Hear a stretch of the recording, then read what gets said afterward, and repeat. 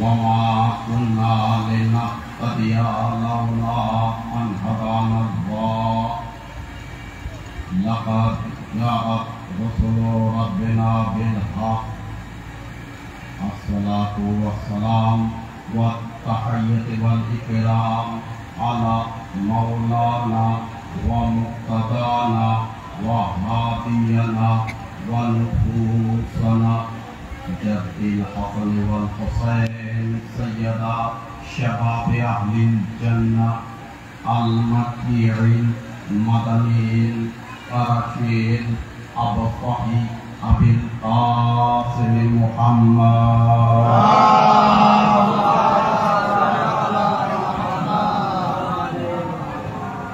وآله الطيبين الطاهرين لا سيما على أمير المؤمنين ولعنة الله على أعدائهم أجمعين إلى يوم الدين أما بعد فقد قال الله تبارك وتعالى في القرآن الحكيم بسم الله الرحمن الرحيم والتين والزيتون وطور سينين وهذا البلد الأمين لقد خلقنا الإنسان في أحسن تقويم صراط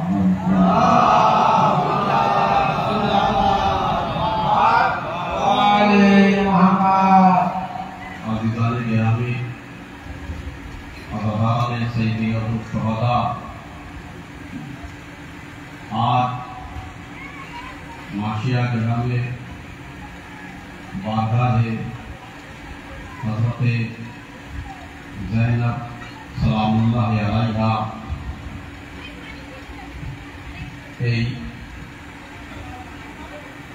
इमाम बागा कमिटी पक्ष থেকে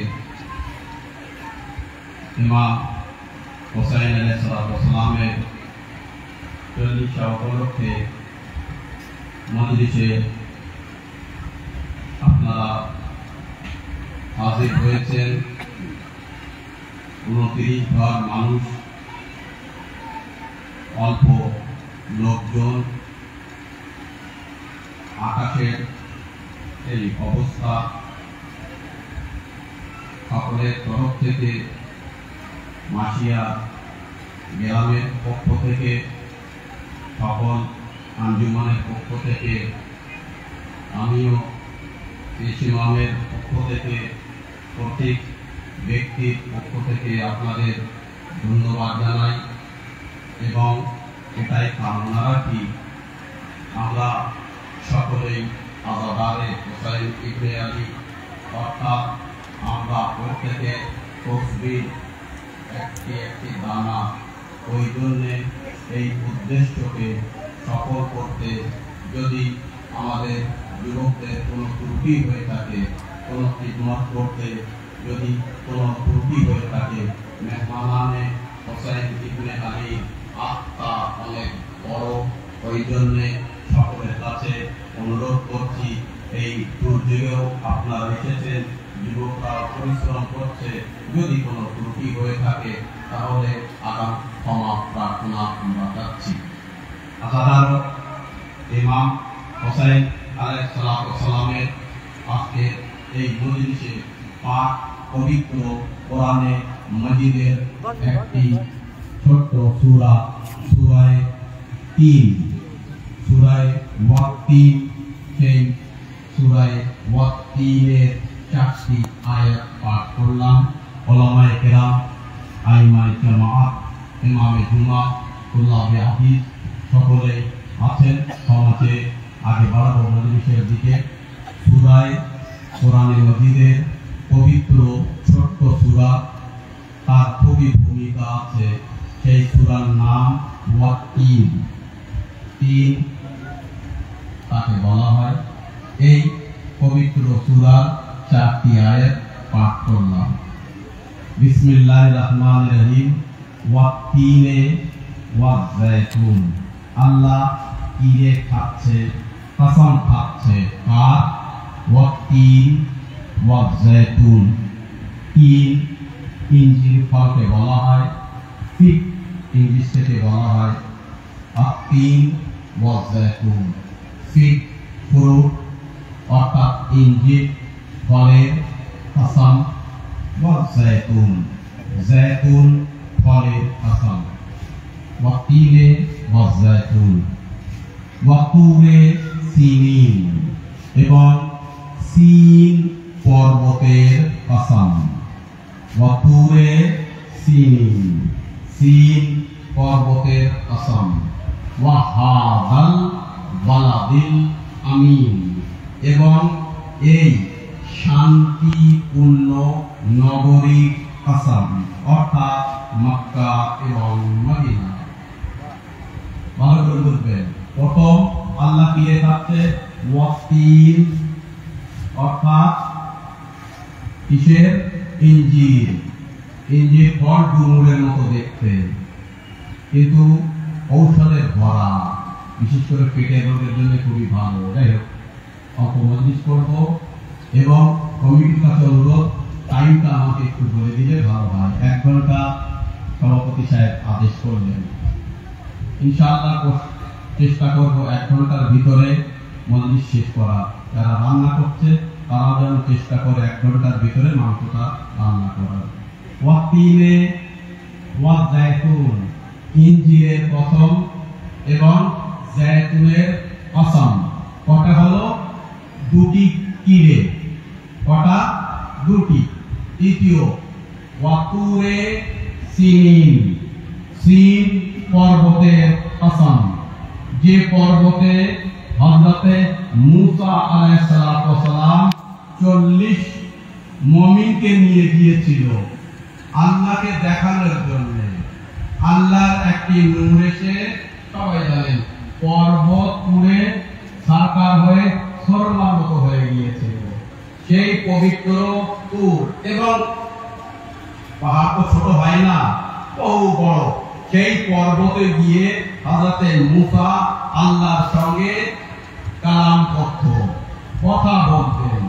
হযরতে মূসা যে পর্বতে গিয়ে কথা বলতেন আল্লাহর সঙ্গে, কখনো গায়ের থেকে কণ্ঠ আসত, কখনো কোন গাছের মাঝখান থেকে শব্দ আসত, ধ্বনি আসত। যাই হোক, সেই পাহাড়ে অতি সম্মানীয় মাউন্ট পাহাড়, হরি পাহাড়, সেই পাহাড়ের কিরে খাচ্ছে। 3টি হয়ে গেল। সাল্লাল্লাহু মুহাম্মাদ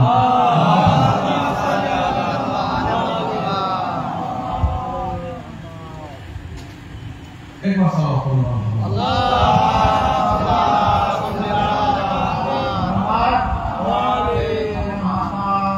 ওয়াতিনে মনে রাখবেন, ভূমিকা যদি ভালো করে তাড়াতাড়ি বুঝিয়ে দিতে পারে তাহলে খুব তাড়াতাড়ি আমি আগে বাড়তে পারবো ও আমাদের সাহায্য নিয়ে। ওয়াতিন ফিগ ফ্রুট অর্থাৎ ইঞ্জিরের কসম, ওয়া জাইতুন জাইতুন ফলের কসম, ওয়া তুরে সিনিন মূসা যে পাহাড়ে গিয়ে আল্লাহর সঙ্গে মুলাকাত করে সেই পাহাড়ের কসম, ওয়া হাযাল বালাদিল আমিন এবং হে আমার নবী, এই শান্তিপূর্ণ পিসফুল সিটি অর্থাৎ মক্কা আর মদিনার কসম।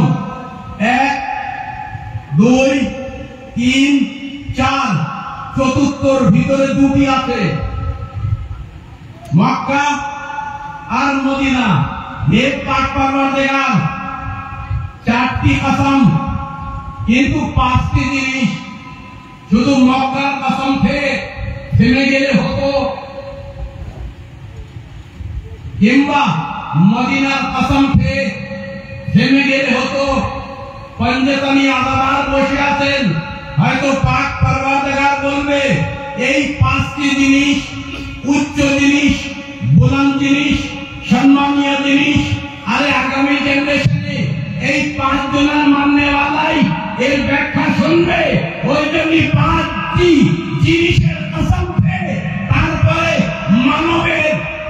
মানুষের কথা আলোচনা করে লাকাদ খালাকনাল ইনসানা ফি আহসানি তাকওয়ীম, তিনের কসম, জৈতুনের কসম, ওহে তুরের কসম এবং মক্কা মদিনার কসম, লাকাদ খালাকনাল ইনসানা ফি আহসানি তাকওয়ীম, অবশ্যই আমি মানবকে পরিপূর্ণ জ্ঞানী আগে এই করতে হবে। ওই জন্য আমরা পঞ্চতত্ত্বকে আগে স্মরণ করি, আমরা মানুষের পরিচয় দেওয়ার জন্য।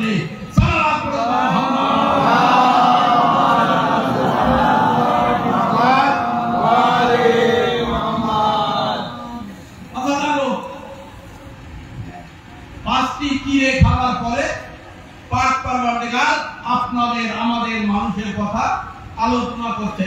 লাকাদ খালাকনাল ইনসানা ফি আহসানি তাকওয়ীম, মানুষকে আমরা সম্পূর্ণ কমপ্লিট সৃষ্টি করেছি। ভালো করে বুঝবেন, আপনারা কসম খান, তাই তো? মজলিসের ভূমিকায় বুঝলে ইনশাআল্লাহ আগে খুব তাড়াতাড়ি আমি যেতে পারবো। আমরা কিরে খাই, তাই তো? কিসের কিরে খাই?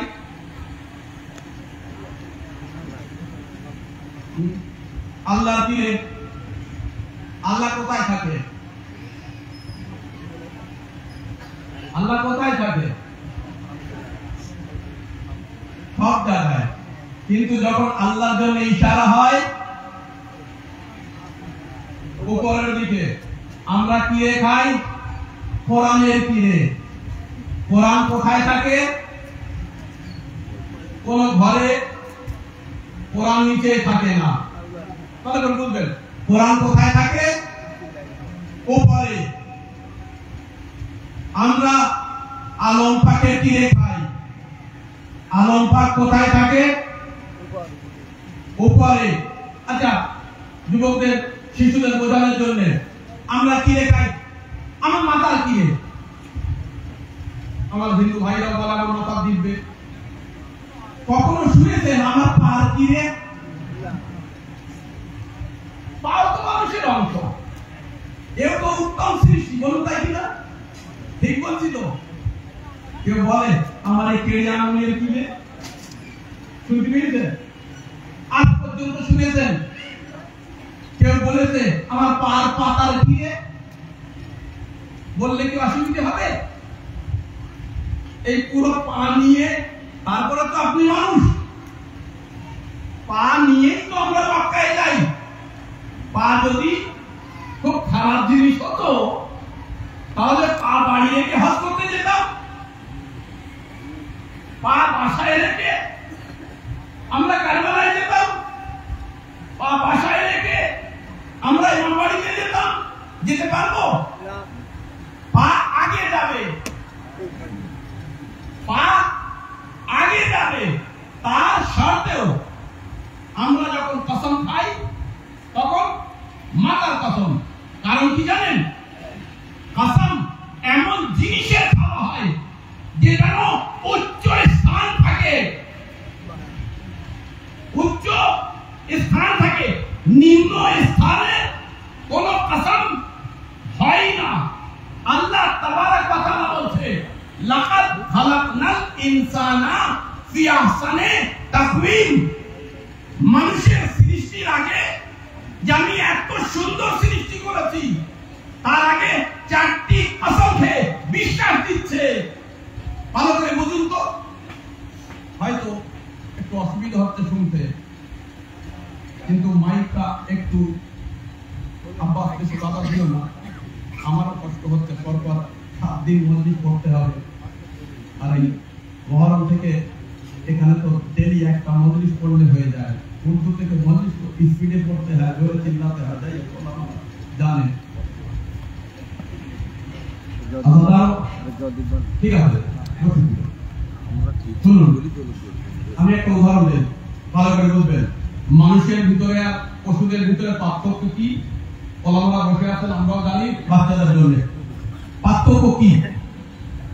আমরাও কথা বলি, কিছু পশু আছে তারাও কথা বলে। হ্যাঁ, পার্থক্যই আমরা বুঝতে পারি না। কিন্তু তারা কথা বলে। আমরা খাই, তারাও খায়। আমরা হাঁটি, তারাও হাঁটে। আমরা হয়তো বেনামাজি, কিন্তু তারা কিন্তু তাসবিহ তাহলিল করে। বিসব্বিহু লিল্লাহি মা ফিস সামাওয়াতি ওয়া মা ফিল আরদ। আমরাও যদি ইবাদত করি, তারাও ইবাদত করে। আমরাও যেমন ভ্রমণ করি, তারাও করে। বেশি উদাহরণ যাব না, সব আছে তাদের। আমাদের মতো রক্ত আছে, হাড় আছে, মাংস আছে। একটা জিনিস নেই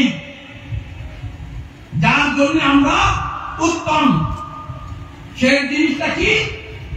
আকল। বাংলা কি বলে? বুদ্ধি, বিবেক।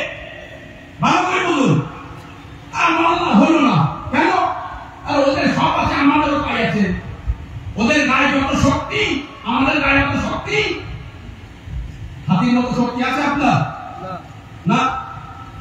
একটা পিপিলিকা ও যত 3.5 কিলোমিটার দূরে থেকে শুকে পড়ে যায়, ভাগ্য কোথায় আছে আমরা বলতে পারবো? পারবো না। কুকুর হয়তো না পাক, কিন্তু 1.5 কিলোমিটার থেকে পায়ের ধ্বনি বুঝতে পারে যে এটা ডাকাত না আমার বাড়ির মালিক। আমরা পারবো? পারবো না। কিন্তু আমরা উত্তম কিসের জন্য? এটা যদি বুঝতে পারেন বলছে আমরা কিসের জন্য উত্তম? বুদ্ধি, বিবেক। দেখা কোরআন বলেছে আকল।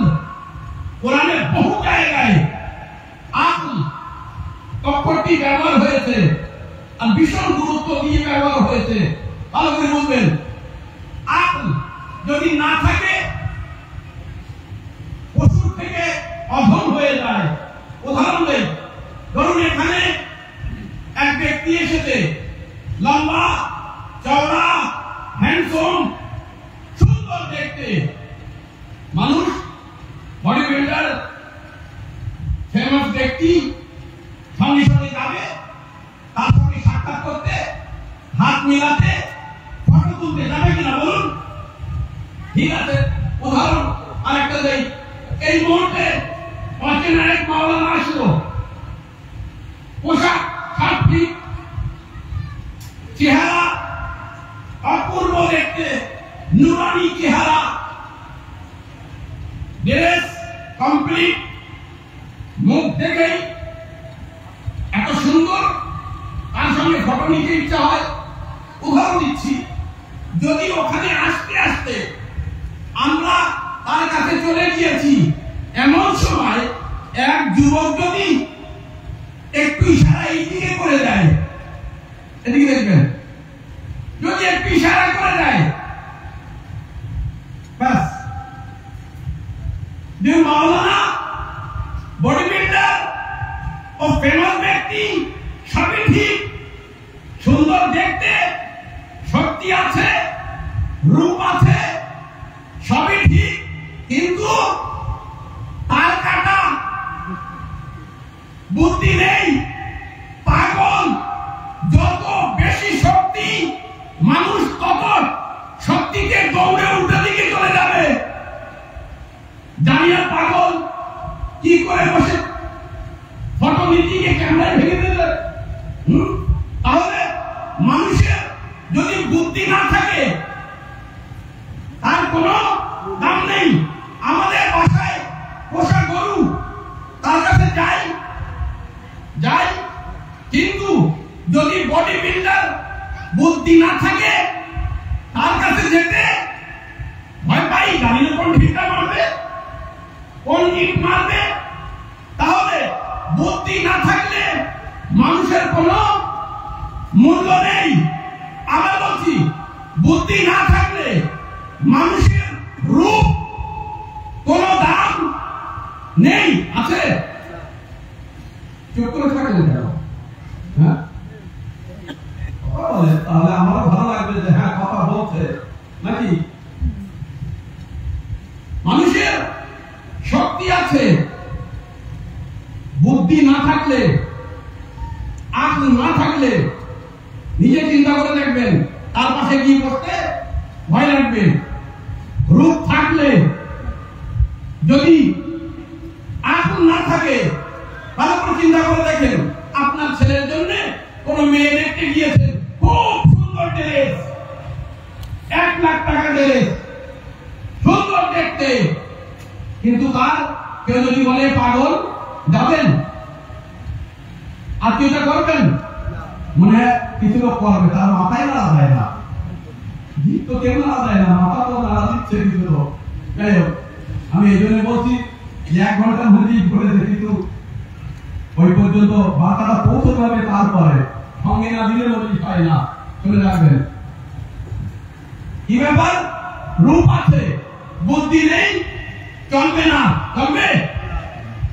শক্তি আছে, আকল নেই, চলবে? চলবে না। বিবেক না থাকলে মানুষ চলবে না। বলবেন রূপ থাক, পয়সা থাক, দেশ থাক, জ্ঞান না থাকলে, বিবেক না থাকলে, বুদ্ধি না থাকলে সে মানুষের কোনো মূল্য নেই।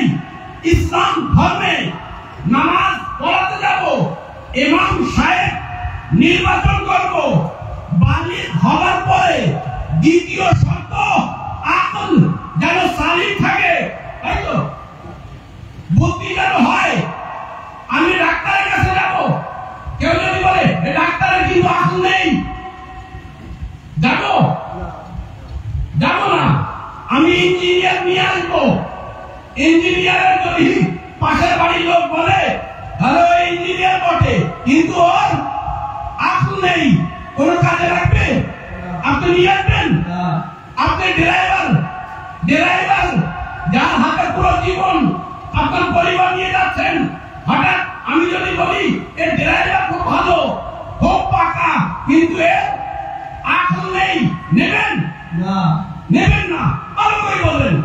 একটি ডাক্তার, তার ডিগ্রি সবকিছু, আকল না হলে কবুল নয়। একটি মাস্টার, তার ডিগ্রি আছে, আকল না হলে নেব না। একটি ইঞ্জিনিয়ার, আকল না হলে নেব না। একটি মাওলানা, ড্রেস থাক, পোশাক থাক, রূপ থাক, জ্ঞান থাক, তার যদি আকল না থাকে, তার পিছনে নামাজ জায়েজ না। আরে উম্মতি হলো কি? ইঞ্জিনিয়ার, ডাক্তার, মাস্টার, একটি ইমাম, পেশ ইমাম মসজিদের, তার যদি আকল না থাকে তাহলে সে চলবে না, তার পিছনে নামাজ জায়েজ না। হলো কি? হে উম্মতি, নবী খাতামুল মুরসালিন 1,23,999 নবীর নবুয়তের ভার যার কাঁধের উপরে, সে যদি বলে আদম তুমি নবী, তাহলে আদম নবী, ঈসা তুমি নবী, তাহলে নবী। সেই নবীর নবুয়ত কিভাবে বিনা আকলের মেনে নেওয়া হয়? নবী দুনিয়া আসলেন, অসুস্থ হয়ে গেল, এক ব্যক্তি বলল নবীর বুদ্ধি চলে গিয়েছে। আরে তোদের নবী আর আমাদের নবীর পার্থক্য এই, আমাদের নবী কখনো বুদ্ধি চাই না। সাল্লাল্লাহু আলাইহি মুহাম্মদ।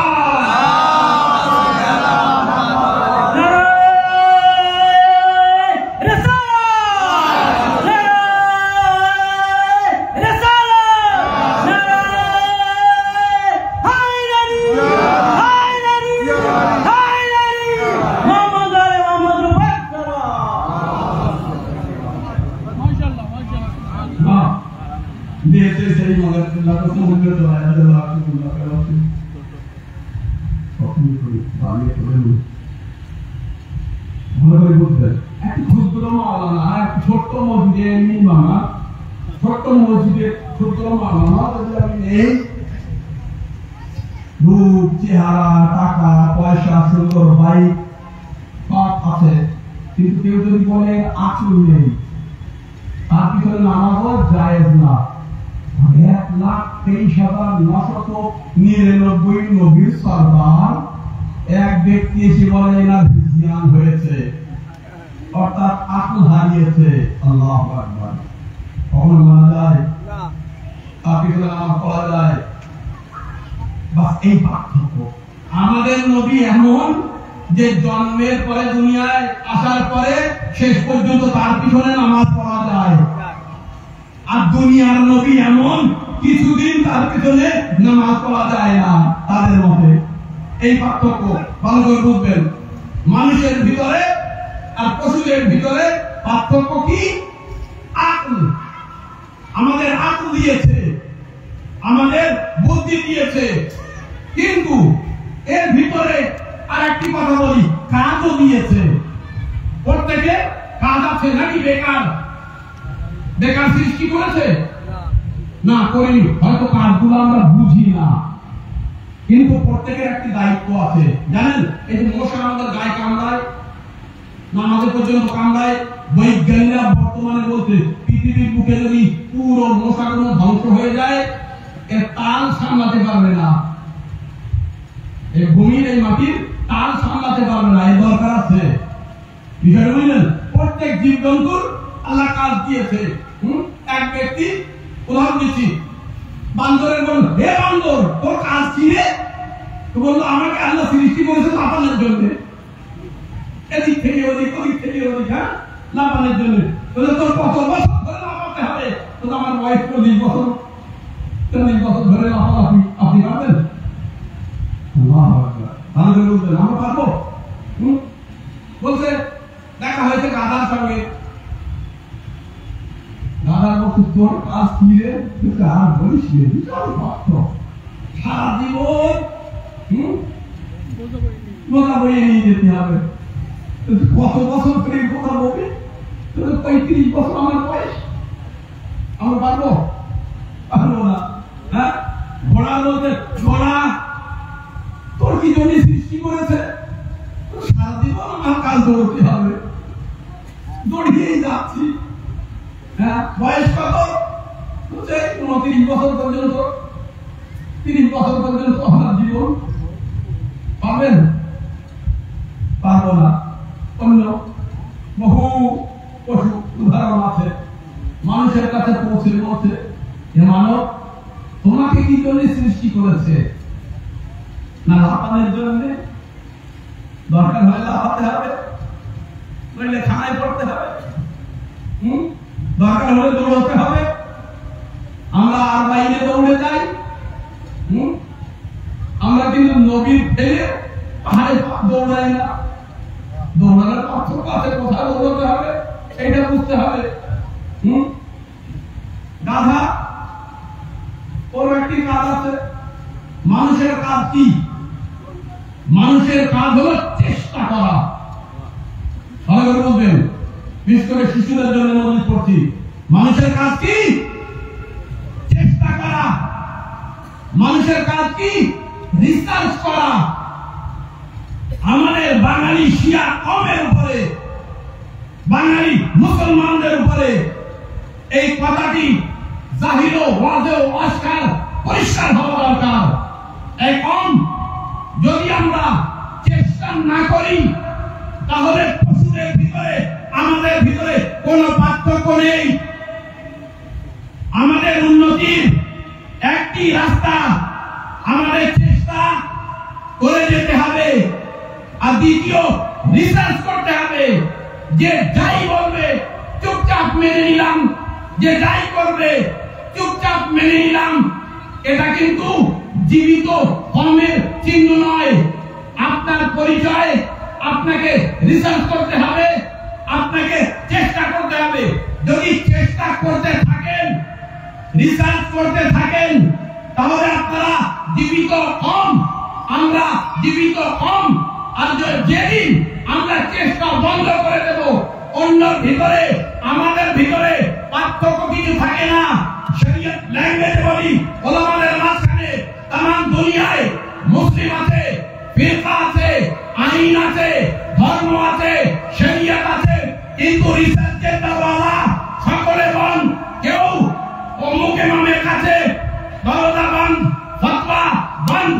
রিসার্চ মানে ফতোয়া একমাত্র ইসলামিক ধর্মের ভিতরে, ফিরকার ভিতরে, ইসনা আশারি, ইমামিয়া ফিরকা, শিয়া ফিরকা, যার এখনো রিসার্চ বাকি আছে, অর্থাৎ মুস্তাহিদ মুস্তাহিদ বাকি আছে এই মুস্তাহিদের কবরং করার জন্য, মুস্তাহিদের মাথা ভাঙার জন্য দুনিয়ার শক্তিরা লেগে আছে আমাদের কাছে প্রশ্ন করে, আরে তোমরা মজলিস করো, হুসাইনের মজলিস করো, মওলা আব্বাসের মজলিস করো, কারবালার মজলিস করো, আলী আকবরের ফটো লাগাও, হাসান রাসূলুল্লাহ ফটো লাগাও, খামেনাই ফটো লাগাও, সিস্তানি, আরে তোরা কি জানিস আমরা জীবিত মুস্তাহিদের ফতোয়ায় আমল করি। আমাদের শরীয়তে বিভ্রান্তের দিকে যখন কেউ যায় আমাদের মুস্তাহিদরা আমাদের পথ দর্শন করিয়ে দেয়, পথ সঠিক করিয়ে দেয়, আমাদের ভুল ভেঙে দেয়। মনে রাখবেন আজকে খামনাই সাহেবের ফটো আমাদের চিহ্ন, আর এটাই সঠিক কথা। শত্রু যে কাজ থেকে আমাদের বেশি রাগ করবে আমরাও সেই কাজটি করতে বেশি ভালোবাসি।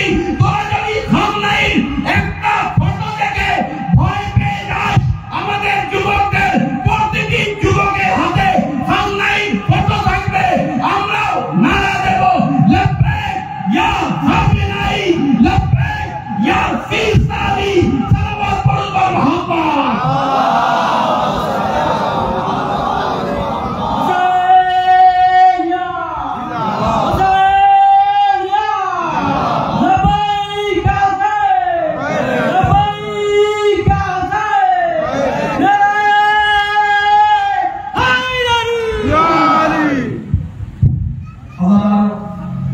এটা বলা আমার কর্তব্য ছিল এবং আমার দায়িত্ব ছিল শরীয়ত মাফিক।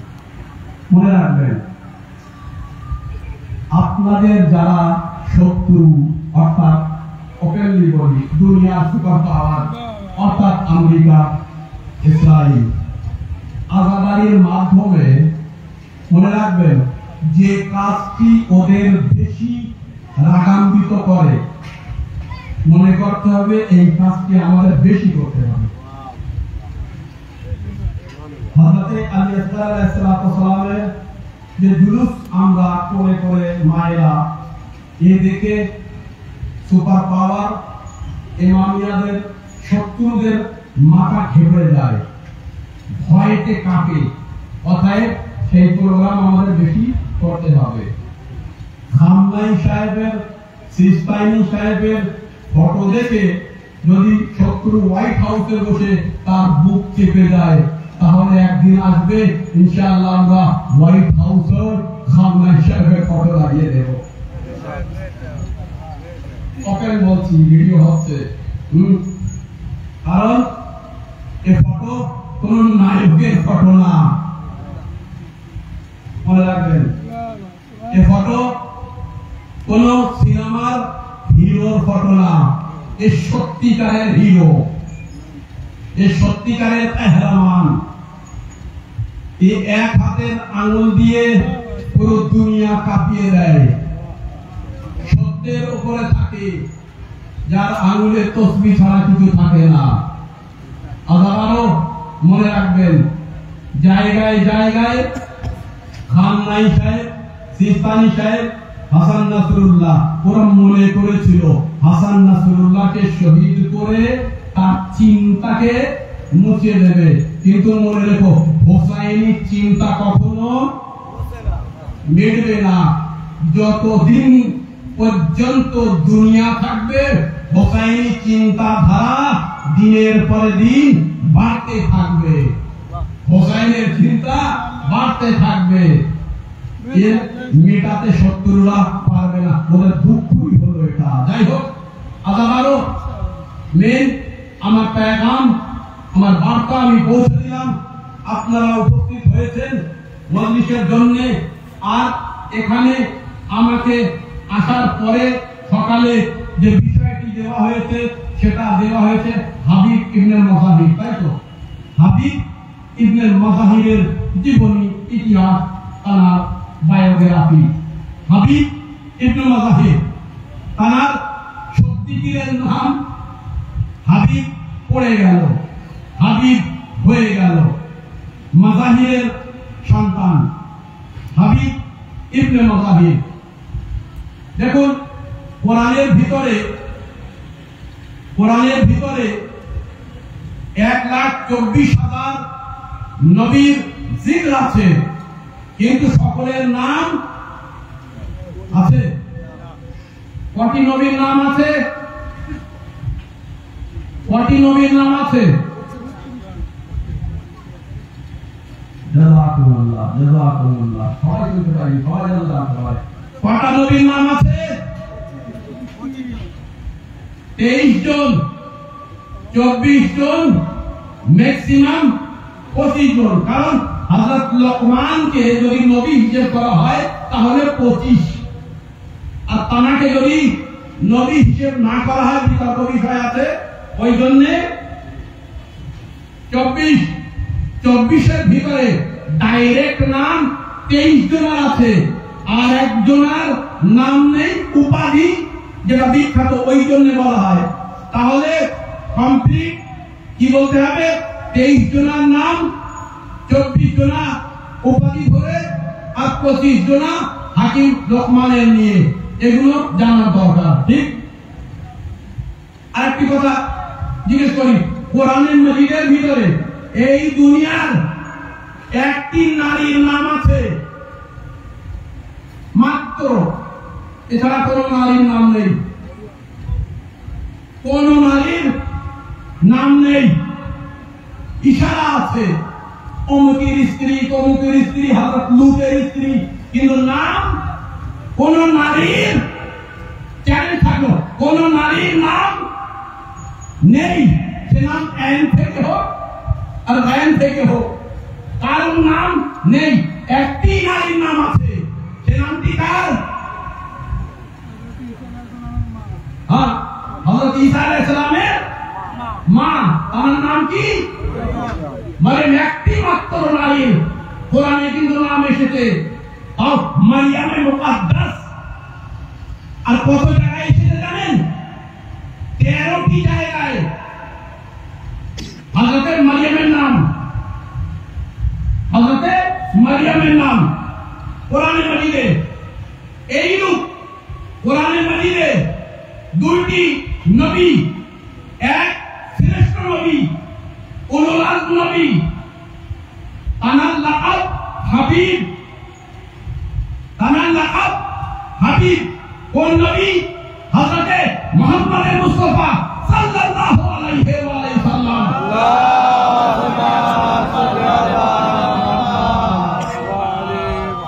যেরূপ মজলিস শোনার আশা রাখেন সেইরূপ সওয়াব পাইনি বলো।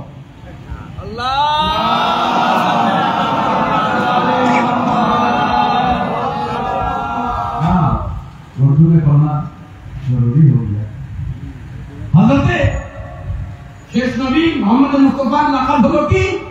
হাবিব। বন্ধু অক্ষরটি কোরআনে দুই জায়গায় ব্যবহার হয়েছে। বন্ধু অক্ষরটি কোরআনে কয় জায়গায়? দুই জায়গায়। এক শ্রেষ্ঠ নবীর জন্য কি বলা হয়েছে? হাবিব। আর এক হযরতে ইব্রাহিম নবীর জন্য কি বলা হয়েছে? খলিল। খলিল আর হাবিব। কিন্তু এই দুই অক্ষরে আকাশ পাতালের পার্থক্য আছে। ভালো করে বলবেন। খলিল বন্ধু, এ আমার খলিল, এ আমার বন্ধু। কত কোরবানি দিয়েছে হযরত ইব্রাহিম, আগুনে পুড়তে হয়েছে, কওমের জন্য নৌকা তৈরি করতে হয়েছে, হেদায়েতের তরি, বড় বড় নবীরা বহু দান, কিন্তু আগুনে পুড়তে হয়নি।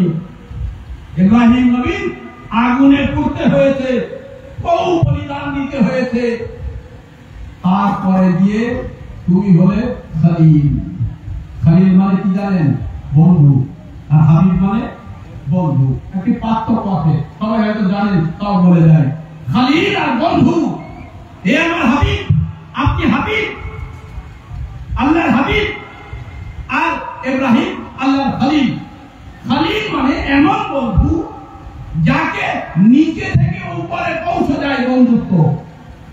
তার মানে বান্দা যদি আল্লাহকে ভালোবাসে, ভালো করে বলবেন, বান্দা